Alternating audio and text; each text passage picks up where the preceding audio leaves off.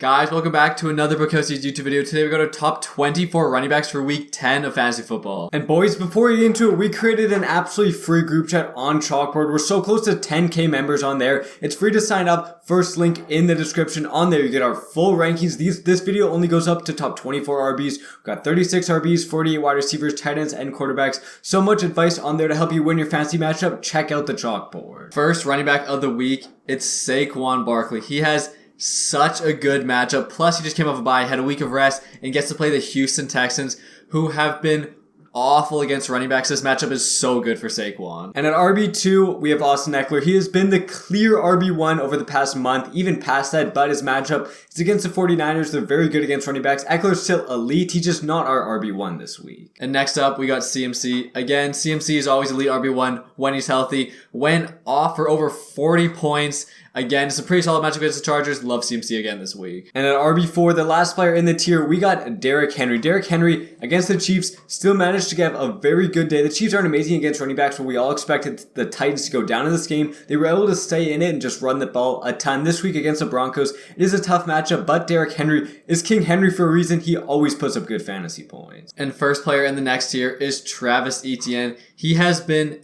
absolutely absurd lately. He has been so good for fantasy. He's got another good matchup against the Chiefs. Should get a ton of usage. Again, absolutely love Travis Etienne. And at RB6, we have Alvin Kamara. On Monday night, he was a little disappointing, around 10 fantasy points, but the week before, over 40 points. He balled out. Going against the Steelers is not a great matchup, not terrible, but he's such a great player. He has to be a top 6 RB. Next up at RB7, we got Nick Chubb. Nick Chubb has been way better this season than we've foreseen. Did not love him going to the year, but he has been balling. Definitely earns a spot. He's got a solid matchup this week against the Miami Dolphins. And next up at RB8, we have Josh Jacobs. Josh Jacobs for a stretch was looking like a clear top 5 RB. 3 straight games, 30 plus points, but over the past 2 weeks, a little bit disappointing, under 12 points in both those games. Against the Colts, not a great matchup, not terrible. The Colts are great against the pass. They're not bad, they're not amazing against the run. Josh Jacobs, though, hopefully can get back to that elite status. We like him as an RB1. Next up, we got Kenneth Walker. The rookie has been amazing. He has been so good recently, but the matchup is super tough against the Bucs. Bucs, obviously, always super good against running backs. Walker doesn't have the most PPR upside, so it could be a bit of a lower scoring game from him, but again, still has been so good, has to be an RB1. At RB10, we got Dalvin Cook. Dalvin Cook last week was looking very disappointing, then he caught a touchdown at the end of the game, which saved his week. Over the past month, he's been very solid. He's a solid RB1. I think we got to put him there almost every single week. Next up, we got Dameon Pierce. Dameon Pierce didn't look great on paper, 13.9 points, but that was purely rushing yards. 139 rushing yards. He had 0 targets, 0 catches, but he did have some PPR work in the weeks previous, so we're expecting him to get at least hopefully a few catches. It's a tough matchup against the Giants, but again, he has been so good, has to be an RB1. And our last RB1 of week 10, we got Aaron Jones. We loved Aaron Jones last week, but he did go down with that injury early in the game. The 2 weeks before, though, he was great. If he can suit up, he's an RB1 for us, but again, he is questionable. There is a chance he can't go for week 10. Next up, we got Leonard Fournette. Leonard Fournette, he's still solid, but definitely has lowered on our rankings over the weeks. Liked him way better to start the season, but he just hasn't been great as of late. Not getting tons of usage either. Obviously, he still is the RB1 on his team, but Rachaad White is taking a decent amount of touches. And it's a solid matchup against the Seahawks. Not amazing, not terrible, so he's just an elite RB2, not quite an RB1. At RB14, this guy's burned a lot of people this year. It's Jonathan Taylor. Hopefully, he can go this week. Deion Jackson, again, the Colts went against the Patriots. Deion Jackson was the starting running back. He did get injured in the game, but he just wasn't good. Just over 5 fantasy points. Jonathan Taylor, again, he hasn't been healthy much this year, hasn't even been amazing. Start of the year was an elite RB1, now he's an elite RB2. Next up is a bit of a different one. We got Jamal Williams. We have Jamal Williams super high. DeAndre Swift is basically getting no usage. DeAndre Swift is kind of irrelevant right now with how much carries he's getting. Jamal Williams had over 20 carries, and he's going against the Bears, whose defense has struggled big time against running backs. If he can get that same usage, he could have a big game in week 10. And at RB16, we have David Montgomery. We've hated David Montgomery for the past 3 weeks. He's been on our sits, but I think you can finally start him again. Going against the Lions, he did prove he's still the clear workhorse back. Over 70% of snaps each of the past 2 games. Lions, terrible against RBs. Montgomery has been bad, but we like the bounce back in week 10. Next up, we got Cordell Patterson.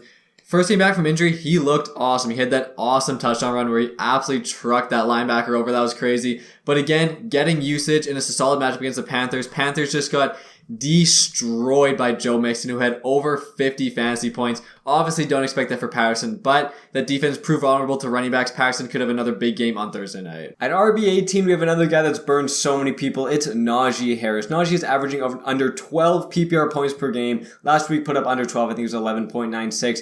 This week, though, the matchup it's pretty bad. It's against the Saints. The Saints are tough against RBs. Najee, the one good thing, last week finally had 6 receptions.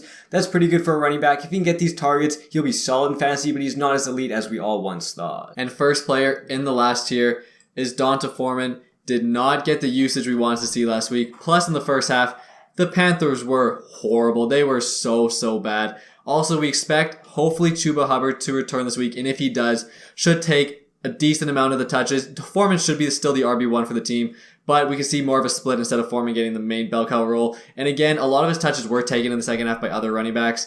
Still a solid option, but just don't love Foreman in week 10. At RB20, we got Miles Sanders. Miles Sanders last week had an amazing matchup against the Texans, had a pretty good game. This week, though, it should be a blowout. The Eagles are favored by it's either 10 or 11 points, but they are versing Washington, who are pretty good against the run. If this game gets out of hand, expect a ton of carries, just maybe not super efficient. The defense is pretty good against running backs. We still like him as an RB2, though. And next up, we got Ezekiel Elliott. This is obviously assuming he plays. If he does not play, Tony Pollard honestly probably goes maybe even to a borderline RB1. Against the Packers, it is a bit of a tougher matchup, but Zeke, when he plays, takes a decent amount of the carries. Doesn't get a ton of fantasy points unless he gets touchdowns, but again, hopefully he can get to the end zone and make him relevant for week 10. And next up at RB22, we have James Conner. He finally returned last week, got around 10 or 11 fantasy points. Not bad, but not amazing. This week, though, goes against the LA Rams, who are currently number 1 against RBs. They're amazing. They don't really mess around to that position. If Conner gets in the end zone, that could totally save his week. We like him, just don't love him with the terrible matchup. At RB23, we have Devin Singletary.